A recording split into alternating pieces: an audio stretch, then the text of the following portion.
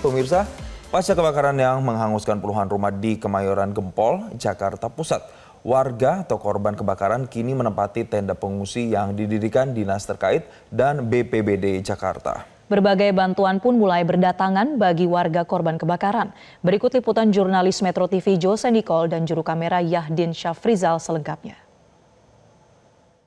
Pemirsa, pada 15 Januari 2025 lalu terjadi kebakaran yang cukup hebat, membakar kurang lebih sekitar 30 kios dan rumah di wilayah Kebon Kosong, Kemayoran, Jakarta Pusat.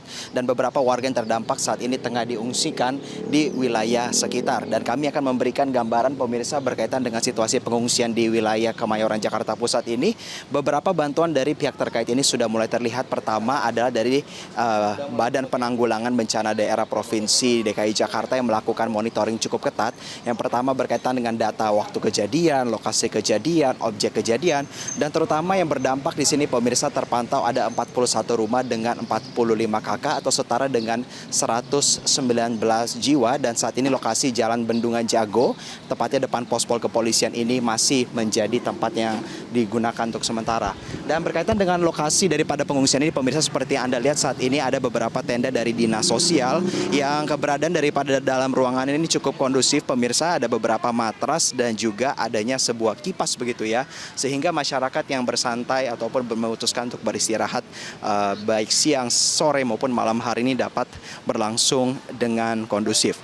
Kami juga mendapatkan pemirsa informasi daripada pengelola sekitar bahwa tidak hanya mengungsi di sini di tenda warna biru di Subdin ini, tetapi juga ada sebuah tenda pemirsa yang dikerahkan oleh BPBD Jakarta yang juga berdasarkan pantauan kami ini menjadi salah satu tenda yang paling padat digunakan oleh para pengungsi sekitar ini. Seperti yang Anda lihat pemirsa, di dalam BPBD DKI Jakarta, tenda pengungsian yang diberikan ini berbagai aktivitas tetap dilakukan oleh warga, mulai dari bersirahat dan juga tidak hanya orang dewasa tetapi juga anak-anak di bawah usia 5 tahun juga turut beristirahat di tempat ini. Dan berdasarkan pantauan kami juga pemirsa bahwa bantuan yang dikerahkan baik itu dari berbagai pihak terkait ini juga sudah mulai tetap berdatangan dengan baik. Dan pemirsa, kami akan coba untuk langsung melihat bagaimana pospol daripada Resor Metro Jakarta Pusat, tepatnya di Polsub Sektor Bendungan Jago ini menjadi sentra di mana warga sekitar coba untuk mendapatkan bantuan dan lain sebagainya. Dan untuk lebih dalam pemirsa, kami akan langsung berbincang dengan RW sekitar, yaitu Pak Bibin. Pak Bibin, terima kasih sudah meluangkan waktu. Ya, baik. Pak Bibin, kita melihat bahwa bantuan ini cukup banyak ya berdatangan Pak. Tapi apakah betul untuk beberapa hari ke depan ini bantuan masih dikatakan cukup Pak?